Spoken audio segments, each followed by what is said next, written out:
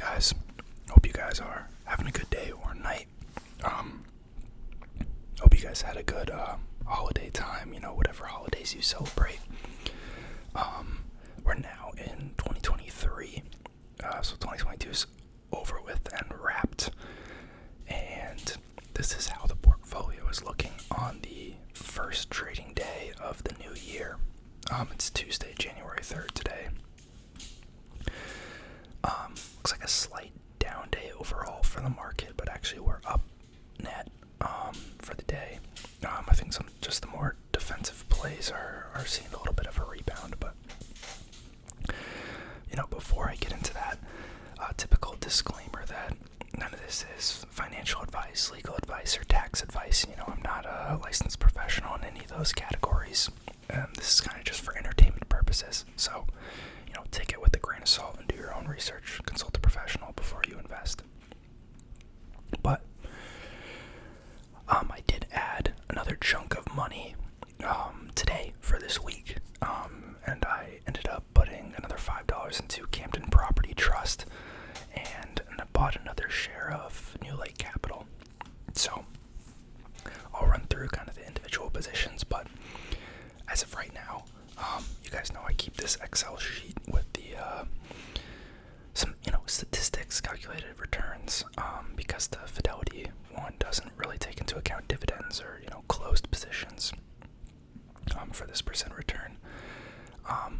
So I've invested so far a total of $1,220. I started this account in, I believe, September of 2021. So it's been over a year now. And the current value is actually over $1,000 now. It was below for a while, but it's at $1,005.82. So far I've received $25.10 in dividends. Now, the returns are a little skewed because, obviously I started with almost no money in the account, and then I've added pretty much $20 every week for the most part, give or take a week.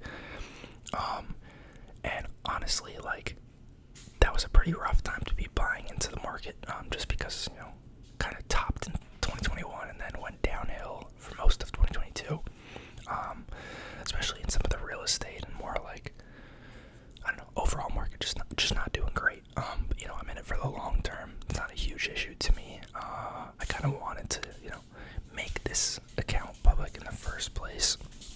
So hopefully, years down the road, you can see what consistent investing of just small amounts of capital can produce, both in terms of returns and dividends, and just how it doesn't really matter if you, don't time the market, because I think in the end that's a loser's game. So, looking here, we have a total loss right now of $214 in the account. It's not awful. It's not good, but time-weighted or money-weighted return of negative 23.57%. That is a little steep, but compared to the overall market, but that's mostly due to my holdings containing a lot of real estate investment trusts.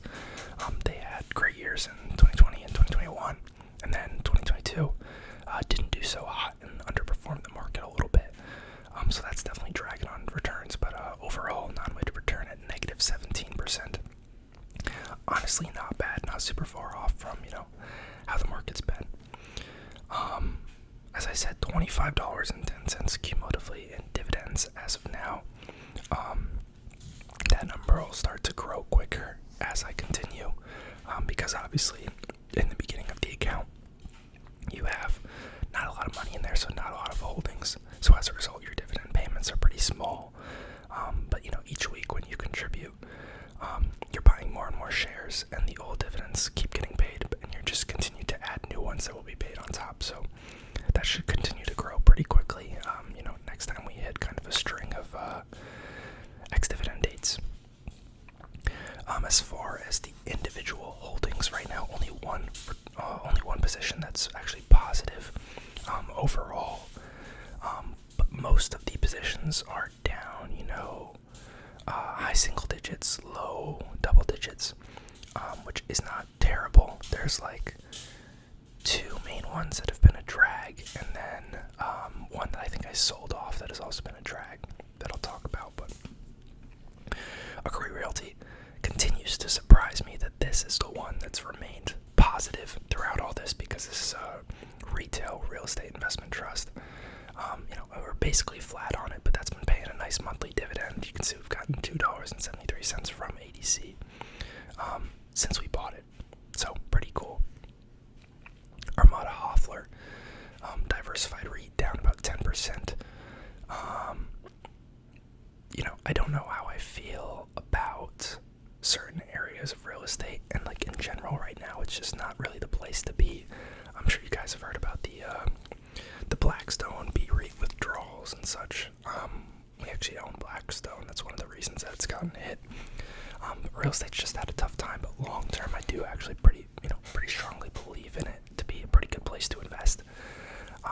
So I'm just continuing to add. The yields on some of these are getting a lot more attractive because investors are pulling out money to chase other more fixed income return products, since interest rates are higher now. But that's mostly a temporary thing. I don't know how much higher they'll really go, given kind of the U.S.'s financial status in terms of their debt obligations. AMT, American Tower, down about 11%. This I feel similarly to Armada Hoffler. Some great long-term hold. Not going to be a super fast grower, but long-term, once kind of the high interest rates die down a little bit, this will become a little bit more attractive to investors, I think, and I just think it's very stable. We're kind of going into a period of economic uncertainty, and a lot of these holdings are kind of like core to the U.S. economy, and I think they'll do pretty okay.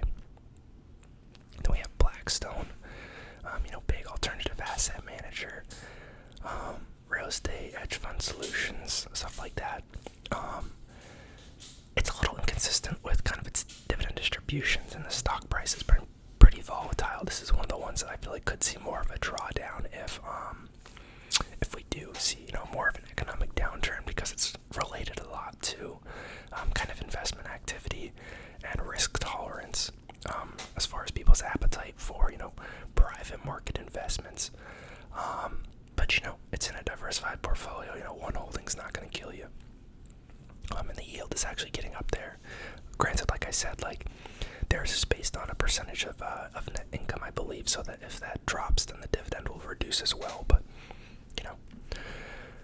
then we have Camden Property Trust, Sunbelt Apartment REIT, multifamily.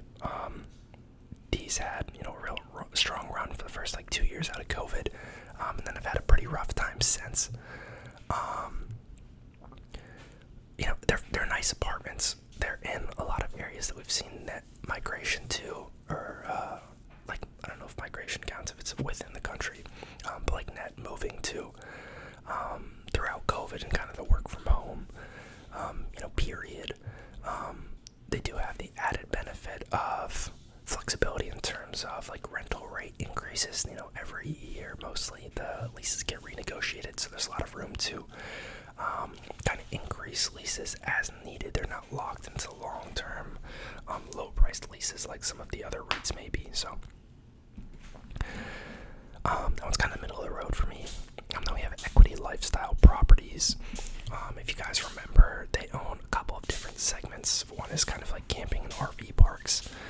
That type of thing could definitely see a bit of a hit if we go into an economic downturn, because people just won't want to spend money on traveling with RVs and such.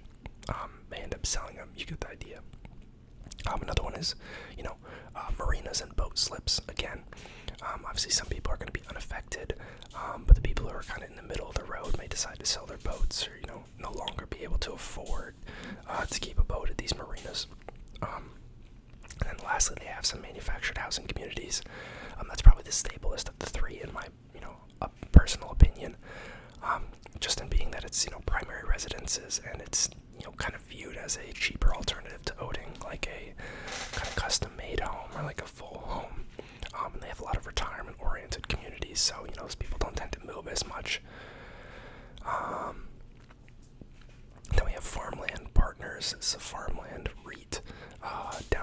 1%. Kind of surprised this one hasn't appreciated a little bit more. I think the food crisis with like Ukraine and Russia hasn't exactly resulted in the agricultural spikes that were anticipated. I mean, obviously there's a lot of issues with food and like supply chain around the world, but core holding nonetheless. Willing to just average down in that. Then we have Medical Properties Trust. This is another one of the big losers, along with Camden Property Trust. This is, there's a lot of negative press around this one, and I'm not going to say I think it's all like sunshine and dandelions, but the yield is very high, and to a large degree, I think these hospitals are an integral portion of kind of the U.S. economy, and they're in markets that need to be served. So even if the financial health of the underlying client isn't great, or maybe it goes bad, like in theory, they might continue to operate under bankruptcy just because it's determined to be a crucial service, or the government may backstop it to some degree, or maybe a new tenant comes in pretty quickly, because healthcare is just a huge opportunity for I guess dollars to be made in the U.S., and it's considered an essential service. So then there's New Lake Capital Partners. If you guys remember, I used to own Innovative Industrial Properties, which was another cannabis REIT that we had decent losses in, kind of similar to MPW, I believe. This and NLCP and IIPR have both been hit decently hard, but I kind of like the financial health of NLCP a little bit more. It has a little bit of a higher yield, a little bit better balance sheet, and it is a smaller company, which has its risks, but also poses some better growth opportunity. And a lot of brokers actually don't even allow trading of this one because it is an OTC stock. Due to some safe banking regulations or something, I think they're not allowed to be listed on the NASDAQ or the New York Stock Exchange. IIPR was grandfathered in before those rules kind of took effect, so as a result, they suffer some lower liquidity, and certain investor bases aren't allowed to invest in those kind of OTC stocks. So I think with those things, it kind of discounts them, when in actuality they're a decent play, in my opinion, on kind of the legal marijuana space. It's mostly around cultivation properties, and mostly in states where there's relatively competitive and growing markets. Not where there's thousands of licensees. So that'll be interesting to watch. Definitely a risky one though. And then there's Postal Realty. This is a newer pickup. This one, stable dividend play, all contracts with the federal government for the U.S. Postal Service. Very reliable. Government's going to pay for those. That's considered another essential service. In the meantime, while we're seeing rising rates, it's definitely going to suffer. But once those kind of roll over and these government entities are already locked into, fixed contracts with rent escalators potentially, or at least higher flatline rates accounting for inflation because they turn over every 5 years or so, you could potentially see some advantage there in kind of the pricing and the rates that they're able to maintain, even if rates pull back, or people start chasing yield again on stocks. So interesting, somewhat safe play in my opinion. Toronto Realty. I do love logistics real estate. It's definitely taken a beating, kind of with all these recession concerns, and Amazon talking about it's going to sublease some of its real estate because it overbought, etc., etc. But long term, Toronto operates in just like 7 major urban markets where there is limited or decreasing warehouse supply. So just like mathematically, I don't see how those properties couldn't appreciate in value over time.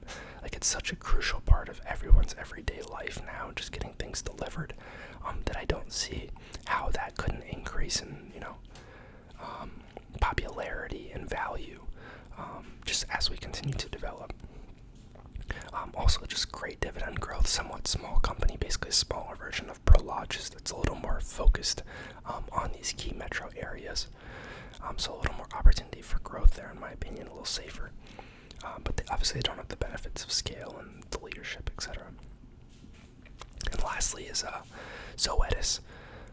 life science company centered around, like pet products and livestock products. I expect this to be kind of durable.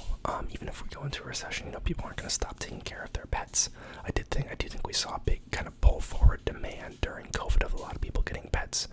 But I do think that that'll just result in more recurring revenue kind of as we progress. They don't see much growth on their livestock business anymore. I don't think so. Due to just, generic competition and margins getting eaten away due to having the lower prices. But I think their consumer pet side is doing pretty decently well, and this is a company that has a lot of international diversification, so I like it. So overall, not in a bad spot.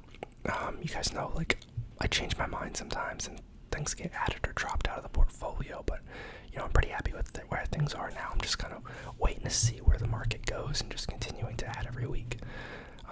Let me know how you guys' portfolios are doing. Otherwise, I will catch you around.